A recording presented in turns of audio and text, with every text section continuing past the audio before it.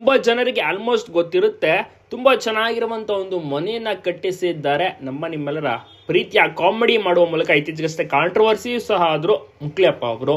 ಹೌದು, ಮುಕ್ಲಿಯಪ್ಪನ ಐಷಾರಾಮಿ ಮನೆ ಇದು. ಗಮನಿಸ್ತಾ ಇರಬಹುದು, ಸಖತ್ತಾಗಿದೆ. ಒಂದು 3 ಅಂತಸ್ತಿನ ಮನೆಯಾಗಿರುತ್ತೆ.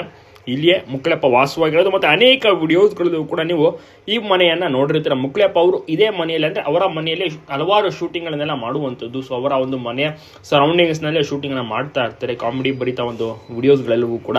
ಇತ್ತೀಚೆಗೆ ಮದುವೆನೂ ಸಹ ಆಗ್ತಾರೆ. ತುಂಬಾ ಕಾಂಟ್ರವರ್ಸಿ, ಮುಸಲ್ಮಾನ್ ಮತ್ತು ಹಿಂದೂ ಧರ್ಮದ ಒಂದು ವಿರುದ್ಧ. ಸೊ ಅಂದರೆ ಇಬ್ಬರು ಲವ್ ಮಾಡಿ ಮದುವೆಯಾಗಿದ್ದಾರೆ, ಮತ್ತೆ ಕಿಡ್ನಾಪ್ ಮಾಡಿದ್ದಾರೆ, ಹಾಗೆ ಹೀಗೆ ಅಂತೆಲ್ಲ ಅವರ ತಾಯಿ ತಂದೆ ಮತ್ತು ದೂರನ್ನು ಸಹ ಕೊಟ್ಟಿರ್ತಾರೆ. ಬಟ್ ಎಲ್ಲವೂ ಕೂಡ ಈಗ ಆದಂತೆ ಕಾಣ್ತಾ ಇದೆ. ಆರಾಮಾಗಿದ್ದಾರೆ ಮುಕ್ಲಪ್ಪ ಮತ್ತು ಗಾಯತ್ರಿ ಅವರು. ಸೊ ಯಾವುದೇ ರೀತಿ ತಲೆಬೇಸಿ ಇಲ್ಲ. ಸದ್ಯಕ್ಕೆ ಎಂದಿನಂತೆ ಶೂಟಿಂಗ್ ವಿಡಿಯೋಸ್ಗಳನ್ನ ಮಾಡೋಕ್ಕೆ ಮುಂದಾಗ್ತಾ ಇದ್ದಾರೆ. ನಿಮಗೂ ಕೂಡ ಇಷ್ಟನ ಮುಕ್ಲಪ್ಪ ಅವರ ಒಂದು ದೊಡ್ಡ ಮನೆಗೆ ಯಶಸ್ಸಿಗೆ ಕಾರಣ ಅವರು ಮಾಡುವಂಥ ವಿಡಿಯೋಸ್ಗಳು.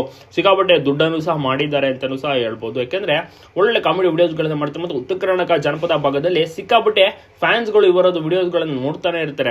ಆ ವಿಡಿಯೋ ಹಾಕಿದ ಕೆಲವು ಗಂಟೆಗಳಿಗೆ ಸಿಕ್ಕಾಪಟ್ಟೆ ಲಕ್ಷಾಂತರ ಇವರ ಅಭಿಮಾನಿಗಳು, ವೀಕ್ಷಕರು ನೋಡ್ಬಿಡ್ತಾರೆ. ಸೊ ಆ ರೀತಿಯ ಒಂದು ಕ್ರೇಜ್ ಮುಕ್ಲಪ್ಪನಿಗೆ ಇದೆ.